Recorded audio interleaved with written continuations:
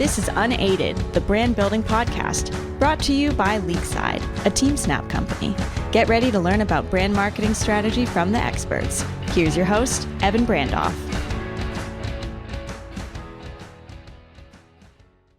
Hello and welcome to Unaided, the brand building podcast. I'm your host, Evan Brandoff. Today, we welcome Marissa Solis onto the show. After an incredible 18 plus years at PepsiCo, Marissa now leads all global brand and marketing initiatives for the NFL. Let's get into it. Marissa, thank you so much for coming on the show today. Thanks for having me. This is great. Looking forward to it. Likewise. So first off, our Longhorns, big game tonight. It's March 24th. We're playing Xavier. What do you think? Do you think we could beat Xavier, make it to the Elite Eight? You know, I'm hoping. I always root for the Horns, so I'm hoping that the Horns do well tonight. We shall see. Well, it is great to have a fellow Longhorn on the show. Speaking of which, did you grow up in Texas? Where are you from originally, Marissa? Well, originally I'm from Mexico City, but yes, at a ripe age of 10 years old, I moved to South Texas. So I actually grew up in what's called the Rio Grande Valley. So You're a Longhorn, so you might know it's South Texas in the border area. So I grew up there and ended up doing my high school years in Texas. Interesting. So how was your English when you moved to Texas? I went to an American school in Mexico City to start, like I guess kindergarten, first grade. So yeah, I knew a little bit of English, but yeah, Spanish was definitely my first language. And then, just learned through the years and talk the language now, I guess. You talk the talk. What was high school, Marissa, like? High school was, I grew up in a very small community. So about 99% Hispanic. There was only one high school in my town. So it was a big high school, about 5,000 students, but, very high dropout rates because there was a very high poverty rate where I grew up. So only maybe of 5,000 students, 500 ended up graduating, maybe 100 went to college. So yeah, it was an interesting place to grow up in the border. There were a lot of cross-border issues. That's probably what inspired me to go to Georgetown and study international relations and try to be an ambassador. Yes, I should clarify. You are a Longhorn, but that was grad school. That wasn't. Yes, that was grad school. That is true. That was grad school. Yeah. And I think I was reading an article that mentioned that you didn't even know college was a thing until middle school, high school. Is that right?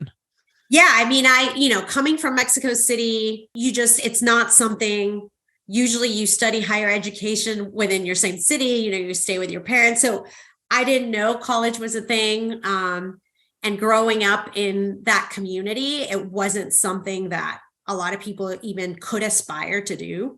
Luckily, I had a teacher, take a few of us on a road trip, actually, from South Texas all the way up the East Coast and showed us some really awesome universities. And lo and behold, I fell in love with Georgetown and Washington, D.C. and just the whole vibe was really great. So was able to attend there very ironically through, I got a full scholarship through the Coca-Cola Foundation program. It's a scholars program, which is ironic because I ended up working for PepsiCo later, in my career, but always very grateful for the full ride and the education that I got there.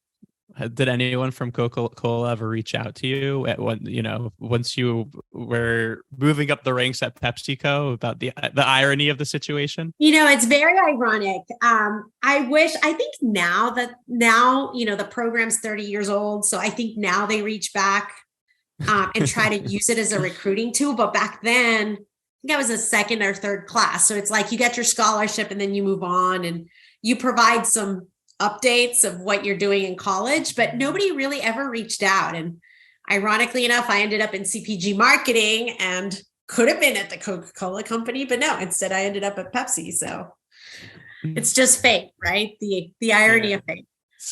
And speaking of which, you had, an incredible 18 plus year career at PepsiCo. you're making such a big impact at the NFL. There's so much that I'm excited to dive in with you. And for the purpose of today's conversation, I'd love to focus on purposeful growth, the power of sports for brands, and growth opportunities in the NFL. Great. So, yeah. So starting with purposeful growth.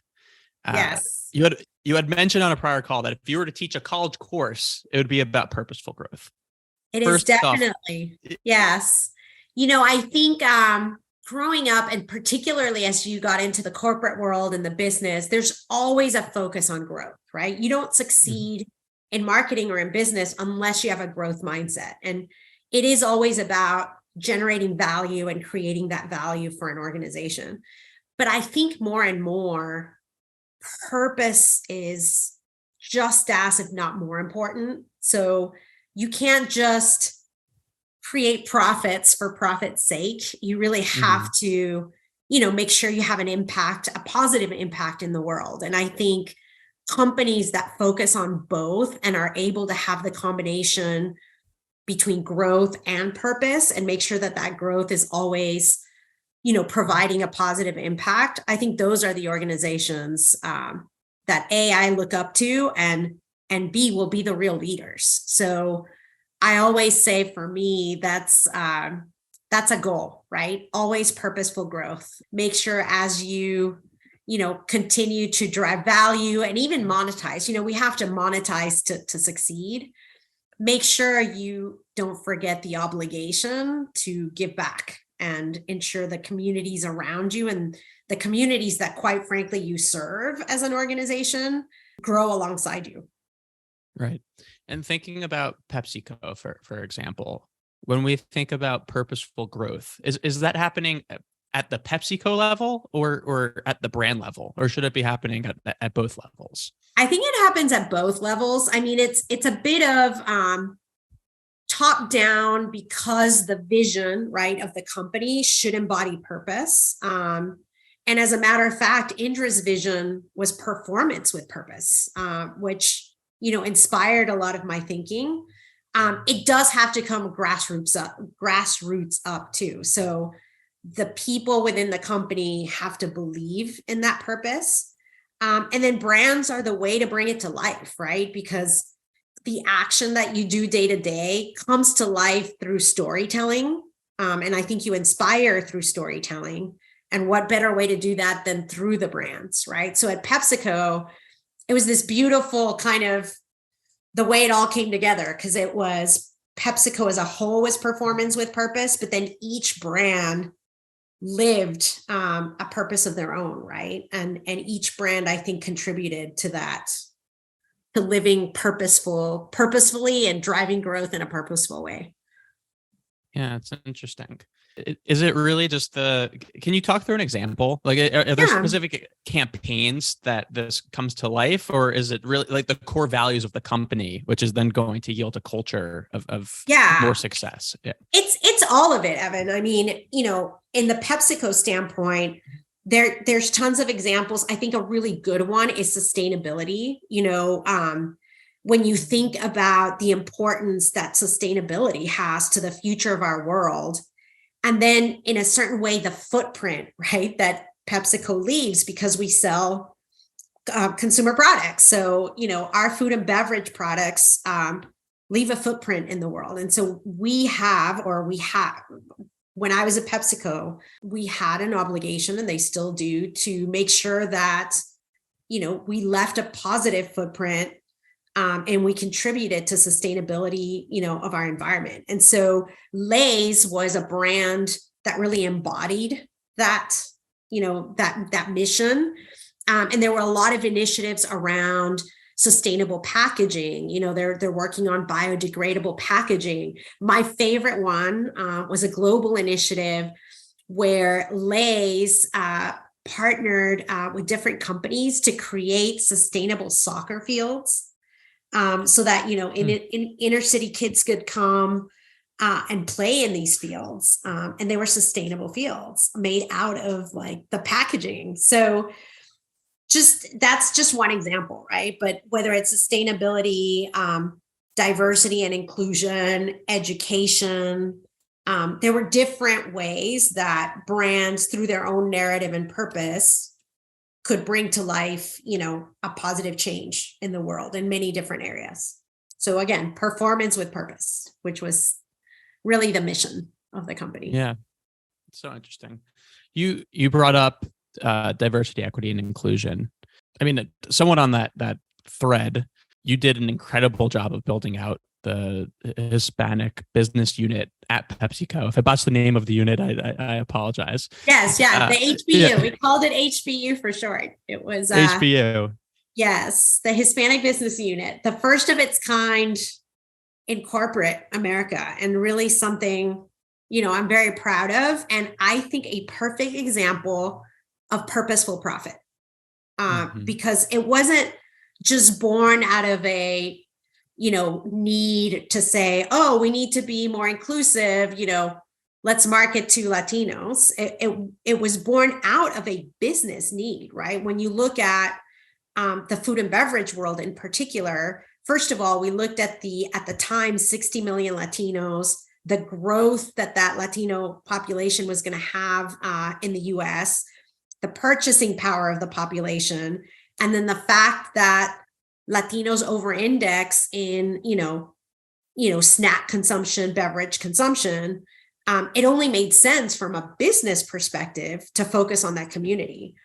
The purposeful part of it was, hey, as we are servicing this community, it is absolutely imperative that, we invest in the community, that we provide, we did a lot of investment in small businesses owned by Latinos, in female entrepreneurship, particularly Latinas.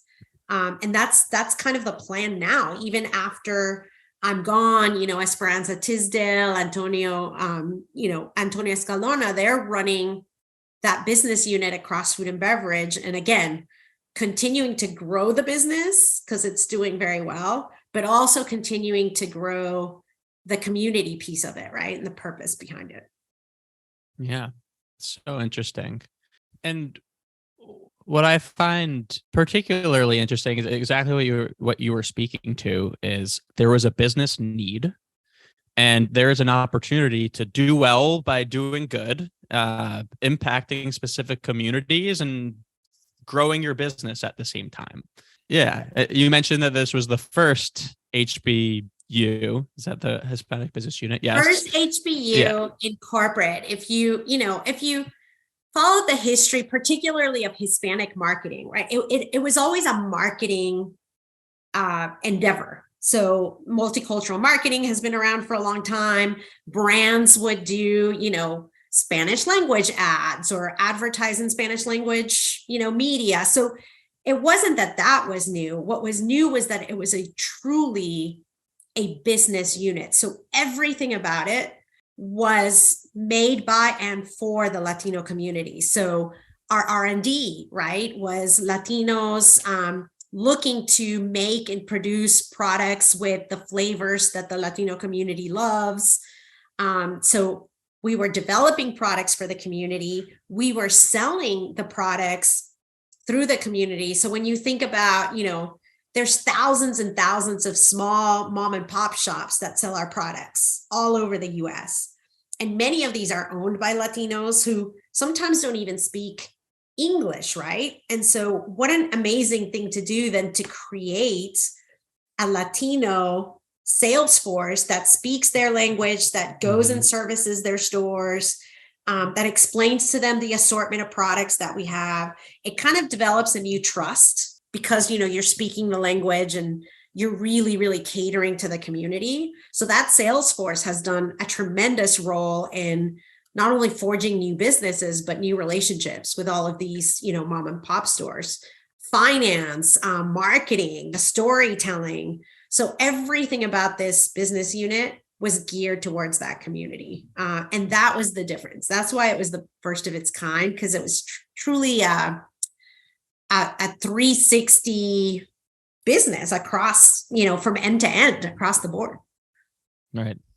Yeah, it's amazing. And then, shifting gears slightly, your last couple of years at PepsiCo, you've worked on some of the most incredible partnerships and own the relationship with the NFL for Frito-Lay North America. And you clearly believe in the power of sports. What do you see as the power of sports specifically for brands to get involved with sports? Yeah, sports are the ultimate connector, the ultimate unifier. Everybody gathers around, whether it's the TV, in the arena or the stadium, to cheer for their team, right? I mean, we started the call today talking about March Madness, and who doesn't talk about March Madness in the brackets, right? I think it's there's just power in the fandom that it generates.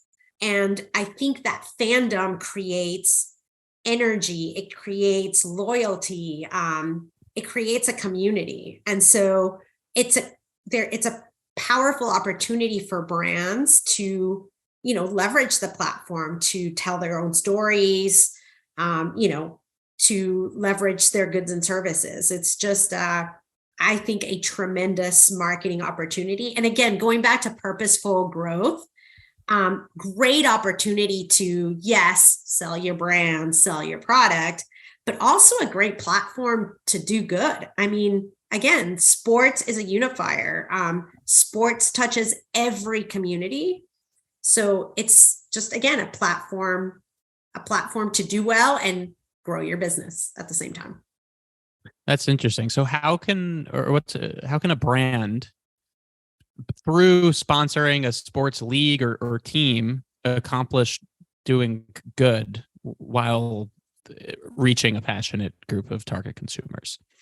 Yeah, I think, again, depending on the sport and the league, right? But when forging those partnerships, just making sure that collaboration is based on mutual values, and that the conversation goes beyond like, okay, my logo is going to be here, and what are we going to sell, to, hey, what are you involved in from the community perspective? There's so many things, for example, at the NFL, that we're involved in and that we do for the community, whether it be youth in sports, whether it be women, whether it be uplifting, mentorship or education. And so if your brand at the same time has those values and wants to serve the community in that way, the best way to do it is to partner, with the sports league and do it together, right? So, hey, if we have a movement on mental health as an example, what a perfect way to talk about mental health and shine the light on that issue than partnering with a sports league. The NFL could be an example, or any other sports league, right? To really showcase how sports can heal, and how sports can have the power of, uplifting well-being, and linking that to your brand. So that's just a small example, but there's so many things. I think empowering girls is an awesome example of how, you can.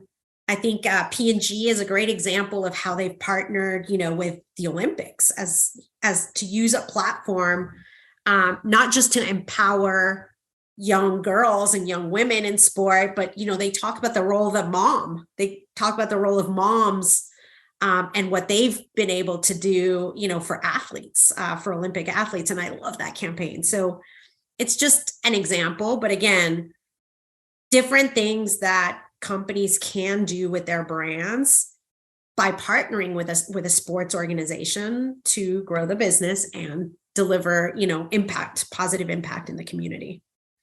100%. From your experience, when a brand is working, Doritos working with the NFL, is the NFL coming to Doritos and saying, hey, we have X initiative and would love to get Doritos involved? Or is it more so Doritos saying, we really want to support an initiative in this area? What can we do with the NFL? Like who's typically leading the outcome of where the brand will play and impact people? Yeah, I've had all sorts of experiences where sometimes a brand will approach the sports entity and, say, hey, we're looking to do this. there's other times when the sports entity has approached the brand, hey, we have this opportunity. I think the best outcomes have always been when the two come together as mutual partners, and when you start in a place of values, right? What are the core values that you represent? So again, talking back to unity, connectivity, well-being, uplifting different communities. When you start from that place, then everything else, comes to life. It's like, hey, we're going to talk about how together, as an example, we can uplift the Hispanic community. Okay, great. Well, tell us some things about, from your brand perspective, how does your brand connect to this community? What are the kinds of things you've done in the past? Then the sports, entity can say the same thing. And from that kind of collaboration and dialogue comes some great ideas. That is when I've seen things work at their best. It can work if you already come with an opportunity, or if the league approaches you, but most of the time those things come from a transactional place, right? Hey, we'd love to get the our logo on this stadium, or let's just sponsor the thing. That's great.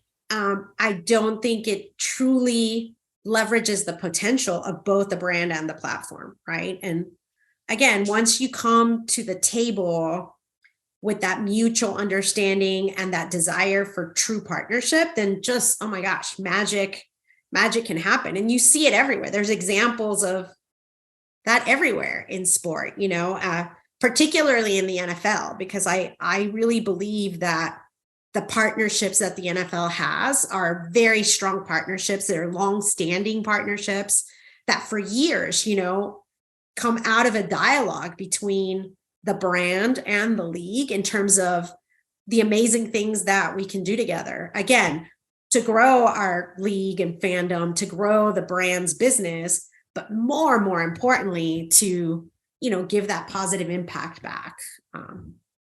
Yeah, that makes sense. So I'm sure a question that so many of us are dying to know: how did the NFL ultimately win you over and convince you to come join after over 18 years at PepsiCo? It was just a crazy time. I always say that I'll probably write a book about it at some point, because gosh, it was a really, really tough decision. I mean, I think of the mindset I had at the time. I was going crazy, right? I mean, you talk about being in a company for close to 20 years, a place you consider your home, right? A place you love, like there's really nothing wrong. And by the way, a place where you had total runway. So like a total runway to go do all these great things. And my plan had always been to retire from there, right? I'm going to retire from PepsiCo and go on to the next thing in my life. So then all of a sudden, everything you throw a wrench in that plan. And I think part of it was, COVID changed a lot of things. Like I had a lot of opportunity to think about things and reflect back on my life. And I don't think I was done taking risk yet. And this was a tremendous risk. I mean, it was a huge risk, right? You're giving up pretty much your career here to go try something completely new. And part of that just really, really inspired me to take the risk. I think I am a lifelong learner. One of the things that drives me every day and motivates me is learning, being challenged, learning something new. And so just the prospect of learning the sports industry, being on the inside of the NFL and gosh, really getting to know how the place worked, what the real business was, that business model was really, really intriguing to me. And I love sports, right? So I think all of that, that's the way I guess the league would be over. It was like, hey, it is a risk. It's exciting. You're going to learn a lot. And maybe part of it was proving to myself, can I be successful in a different thing? Applying the same values and principles, right? I haven't changed who I am. I haven't changed my core beliefs. And yet I feel I can be successful in this kind of new world. So all of those things together, what was, I think, what finally got me over the edge, if you will. Yeah, it's incredible. Well, the NFL is very lucky to have you. And you were speaking to the different business objectives of the NFL. From a marketing perspective, what are the marketing objectives of the NFL versus the 32 NFL teams? Yeah, I mean, I think, first of all, we do share an objective, a very important objective with the 32 teams, and that is fandom, right? Our number one job is to grow our fan base, is to continue to engage and grow the avidity of that fan base. So whether you're a Dallas Cowboy or whether you represent the league, that ultimately is our goal, right? Now, where it differs is, as a league, we want to lift up the league as a whole, right? What the power of that shield means, and the power of the NFL globally. But in doing so, we also want to lift the 32 teams, right? So it's like those 32 teams are entities that each in and of themselves are powerful brands. It's not any different than, the model I was talking about within PepsiCo. I mean, PepsiCo was all about performance with purpose. Each brand lived that in a very different way. I think for the league, it's the same thing. We want to elevate what the league stands for, which is, that unifier, that stage for epic possibilities where anything can happen, and that place of purpose, the platform for good where, we are unstoppable if we all come together as one to give back to the community. That is the league. We're all stewards of this beautiful game that bring people together. And then each brand does it in a unique way, right? Cowboys are very different than the Chargers and the Bucks than the Philadelphia Eagles, right? But at the same way, we're like a coalition that is aiming to do the same thing. Yeah. Are you able to influence Aaron Rodgers joining my Jets? I would really appreciate it if you could put in a good word. I wish I had that power. I could certainly put in a good word. But yeah, I don't think that my level of influence goes that high. Fair enough. But I hear you. One of the things I love about this job is the incredible passion that I find everywhere I go, right? So, and it was similar to Pepsi because everybody knows Doritos and Pepsi and Lay's. So when you talk about your brands, people know them and love them. But oh my God, when you talk about the NFL, you just have to say I work for the NFL and everyone's like, oh my God, well, what about, this guy or this team, or everybody has something. Either a player that they love or a team, or just this dream, being from Dallas, and having been in Dallas for the past 20 years, and remembering what it was to win a Super Bowl, right? And just that dream that stays and remains, and it's been here for 20 years. I know that dream, right? From a Dallas perspective. Now being part of the league, I can see it across the 32 teams. Every team, the fan base has those dreams. And that's what I love the most about marketing in the league is I'm a steward of those dreams, right? And I want to make sure that we keep creating those dreams and making them come to life for fans so that they keep engaging in the game and enjoying and bringing that happiness and joy that the game brings. Right. And you mentioned flag football before. Well, where do you see the biggest growth opportunities for the NFL in terms of fandom? Oh my gosh, there's so many opportunities. I'll talk about first that, from a highest of levels, the fan base, right? Our fan base is strong. Our fan base is avid. I mean, we are the biggest sports platform in America. But as America changes and as the demographics continue to change, there is so much opportunity for the future, and making sure that we stay relevant to that future fan base is absolutely critical.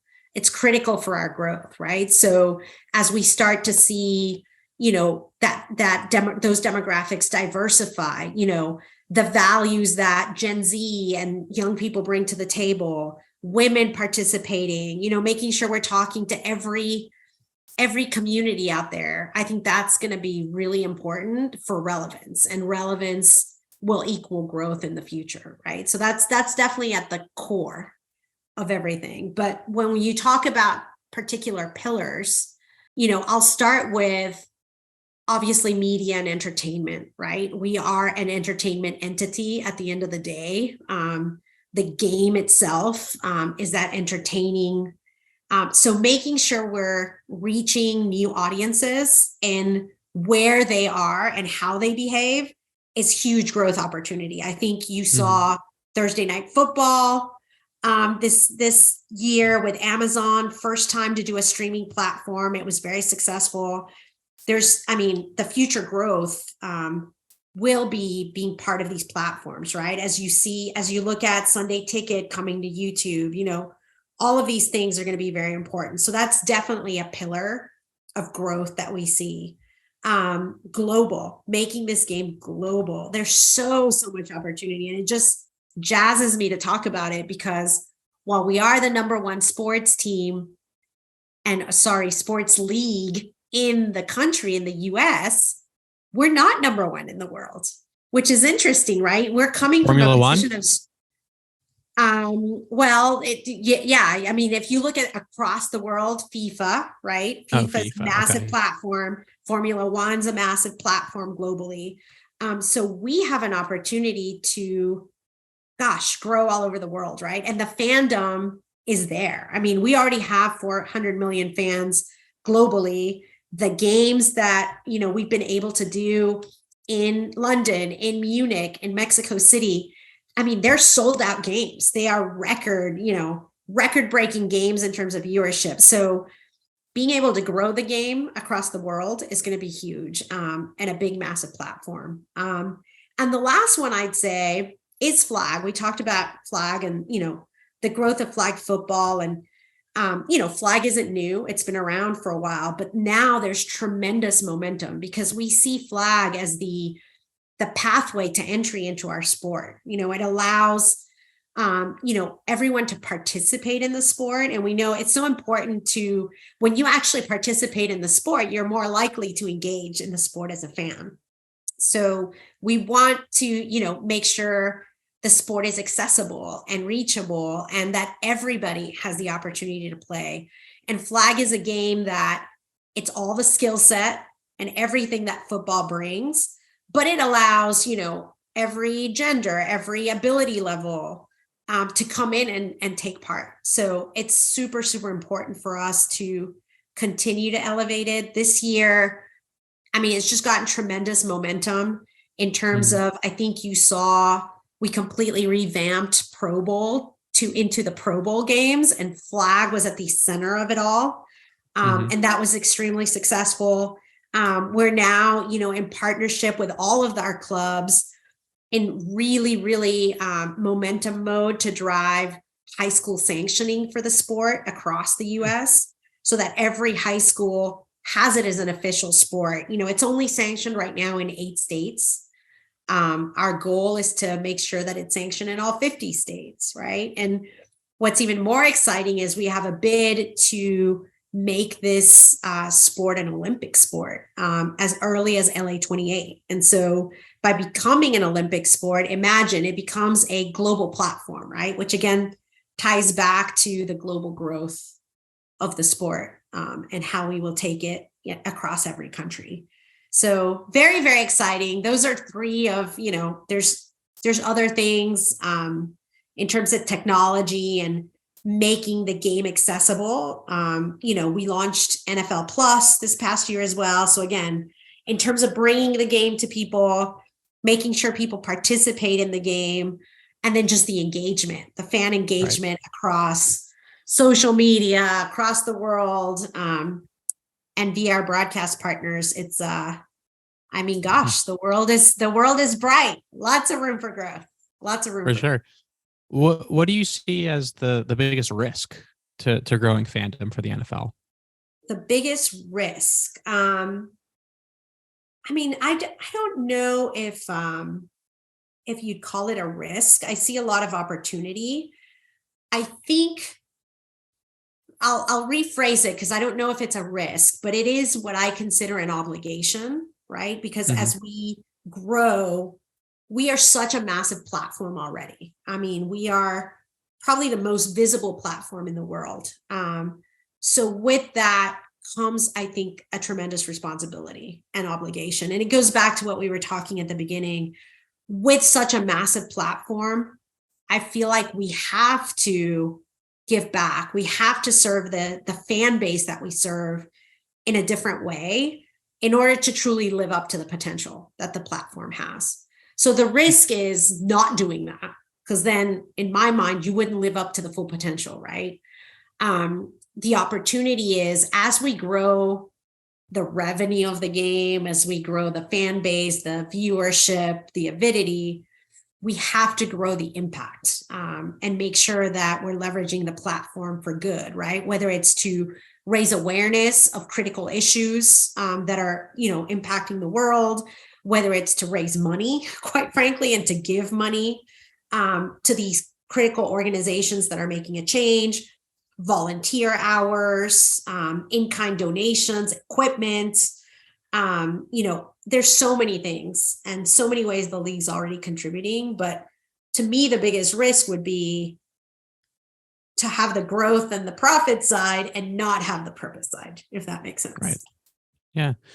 You mentioned Gen Z and Gen Alpha, but before, how Gen Z and Gen Alpha, how is their engagement in the NFL, their interest in an NFL compared to millennials and boomers when they were the same age that Gen Zs and Gen Alphas are now?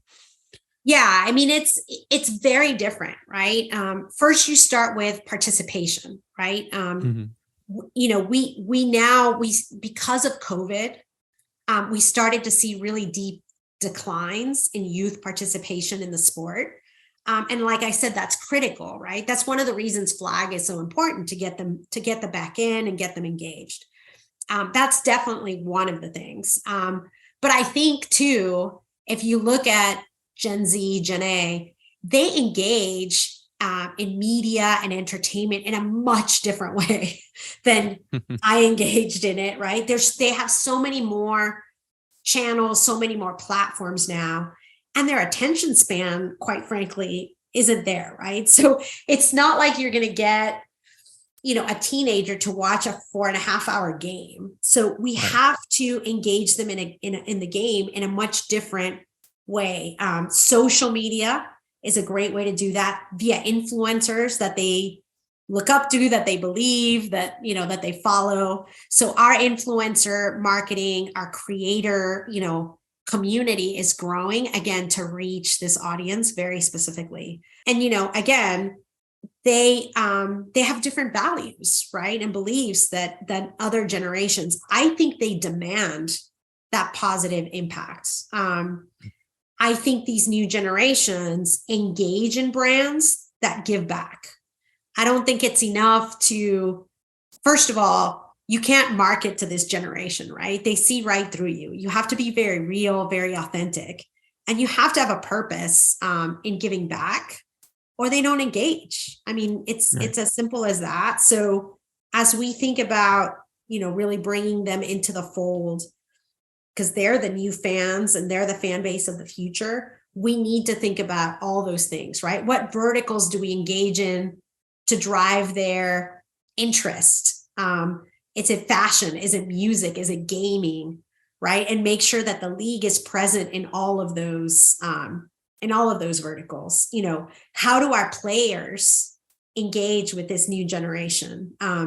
We have a marketing strategy called Helmets Off, because we literally want to take the helmets off our players and have people see them as human beings, right? On and off the field. So you see things like, I don't know if you've seen Mic'd Up series where you actually hear what they're those are great. And yeah. and even things like the Manning cast, right? It's just a very different way to watch and enjoy the game. As young as, Nickelodeon. I don't know if you've ever seen the Nickelodeon program.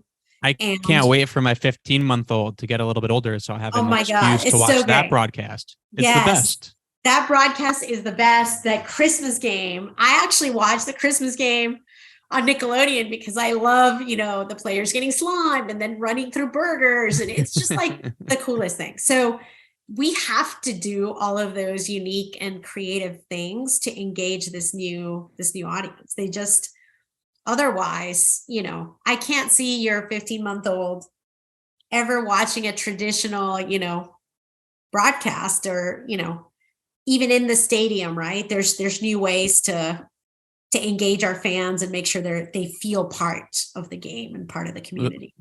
Yeah. The Savannah Bananas are doing that pretty well in baseball. I don't know if you're familiar with them. Yes. All those kinds of things are important again to, make the game more exciting for sure. My last question for you, and this has been so interesting and really helpful to our audience. So thank you. 15 years from now, what do you think will be the biggest changes to the NFL? Oh, wow. 15 years from now. Well, this is all Marissa's prediction. So we'll see how cool this is. I think 15 years from now, we are going to see our platform in a completely different way. Probably more streaming and mobile and on the go than a linear experience, right? I mean, that's going to be probably 3 years from now. I mean, very, very soon. I think you're going to see the game being global. You're going to be seeing it played all over the world. And hopefully, if I have a vision of the World Cup, right?